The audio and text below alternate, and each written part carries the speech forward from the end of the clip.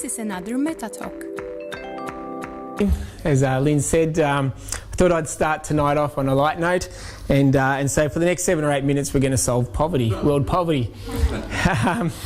No, we're not going to solve it, but we are going to talk about it for the next few minutes, because for the last 50 years or so, the world's probably been making its most concerted ever effort to solve world poverty.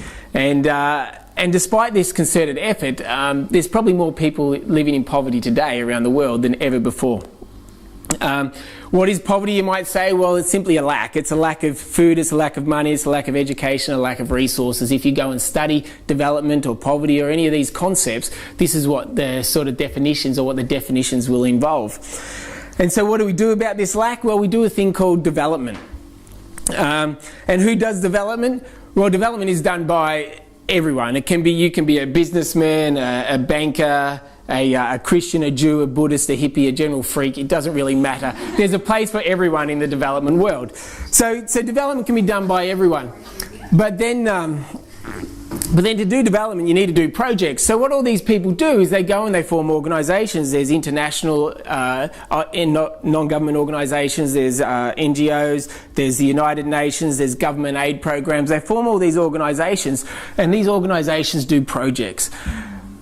And let's see if they're doing any good at these projects. I'm not so sure they are. You see, if they were doing well at these projects, then we could take a look at these figures and we'd see in 1981 that 50% of the world's population, excluding China, because China's just too big to talk about tonight, but excluding China, there was 50% of the world's population living on less than $2.50 a day. But if we wind that forward, just over 30 years, we will see that 49% of the world's population are still living on less than $2.50 a day.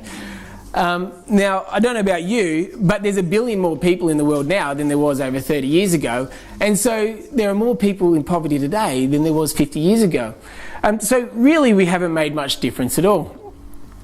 But there's a solution, because if you ask the World Food Programme, they'll tell you that for just $40 billion we can solve poverty. They say hunger is what causes poverty and hunger is what traps people in poverty. And so for $40 billion we can provide people with all the maternal health they need in the world. We can provide all the poor people with the education they need, all the resources they need, the food they need, everything they need for just $40 billion.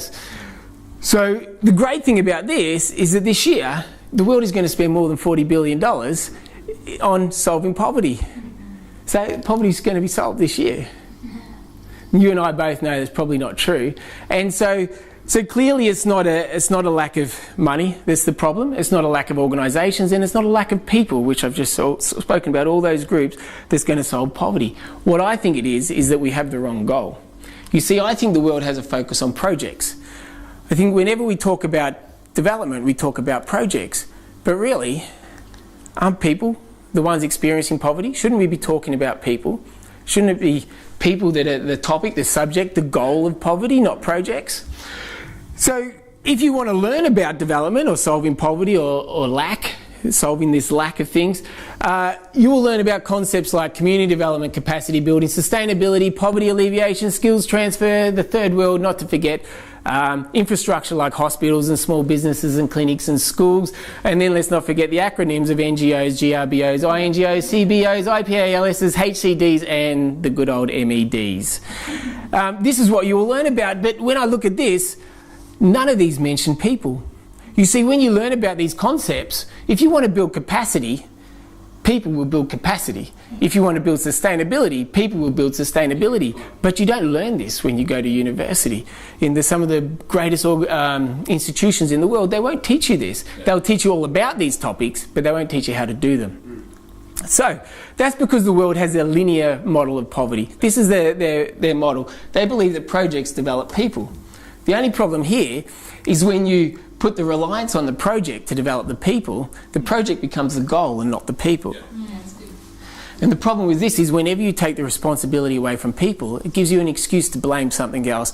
Oh, the project didn't work. The log frame was incorrect. The inputs, the outputs, the downputs, whatever they were in the project description didn't work. What we need is a better model. Unfortunately, that's what the world thinks poverty alleviation. That's how we're going to do it. But I think there's a better solution. I think if we change the way we think, we change our paradigm from that linear model I just showed you, and we have a look at a more circular model where we begin with people. We don't begin with projects. We begin with people. People will develop the projects, which will develop the people, and it goes round and round in that circle. Yep. But every revolution starts and ends with people. Yeah, good. So, if you still don't believe me, let me tell you a couple of quick stories. Not long ago, I was in East Africa, and I was consulting to a project there.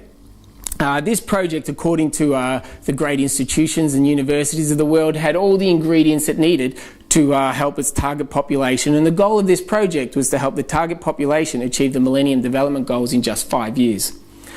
And but the donors had become somewhat dismayed with the results that this project was getting. It had everything it needed, but it still wasn't helping these people achieve these goals. So they asked me to go in and do an evaluation of this project. So I remember sitting down at a council of community leaders, and I said to the number one leader there, the head of the village, his name was Ahmed, and I said to Ahmed, so tell me, if I had to ask you one thing about your community, what's the number one thing that needs fixing? And he said, well, you see that clinic over there that the project built? He said every night the camels come in, they stir up the dust gets into the clinic, and we can't keep a hygienic environment in the clinic. That's our number one issue in the community. And I looked around the community and I could see every dwelling and every other structure had a fence around it. And these fences weren't great fences. They were built of bracken and local materials and that sort of stuff. But I said to him then, I said, Ahmed, I said, do you get dust in these other dwellings and these other structures? And he said, no, they've got fences. And I said, well, why don't you just build a fence around your clinic? And I said, and he said, why would we do that? He said, the project's got more money, better resources, and they can build a better fence than we'll ever build. And this theme followed right through all my interviews for the 5 or 6 days that I was there, and through the hundreds of leaders and people that I encountered and interviewed. This theme followed the whole way through, and I was simply astounded that people didn't want to solve their own problems, because I believe they perhaps had a poverty of the mind rather than a lack of resources, skills, assets or abilities. Contrast this not a few years later, just recently, I was in Myanmar, and I was speaking to one of the guys that we have trained there, that Metamorphic has trained. By the way, Metamorphic doesn't do projects. We develop people, and people develop other people in their community that develop their community. So I was speaking to this man that we'd trained, we'd empowered, we'd equipped. His name was David. And David said to me, he said, you know what? He said, a couple of years ago you came here and I told you about a problem. And I said, yeah, I remember your problem. I said, you told me for 50 years there was, every wet season your village would flood.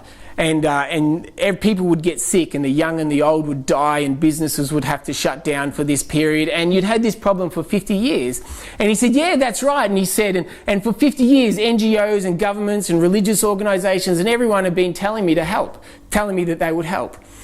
He said, but no one ever did. He said, but I came to your program, and you showed me a different way of thinking. You showed me how to see resources where previously I only saw lack. You showed me how to see opportunities where previously I only saw problems. You showed me how to use these problems as opportunities to create community cohesion and to bring the community together towards one cause. And he said, and do you know what? In just 3 months after going back from your program, we rallied the community together. We dug ditches through the centre of the community. We dug ditches around the community. And since then, for the last 2 years, not one single person has died from a water-related illness or sickness during the wet season, and our village hasn't flooded. Our businesses have prospered, and people have had more money to spend on other things than healthcare. You see, I believe poverty really is a crisis of the mind. The reality of those two stories, both communities had the resources, the assets, the skills, and the capacity to solve their own problem with what they had at hand. But they had to change their level of thinking before they could change their level of living. If you're here tonight, and I'm not going to do an altar call right now, but if you're here tonight and in your business, your organisation, or whatever you're doing, if your goal is projects, I want to challenge you to start putting people first. Always start with people with whatever you're doing. Thanks for listening. This has been another Metamorphic production.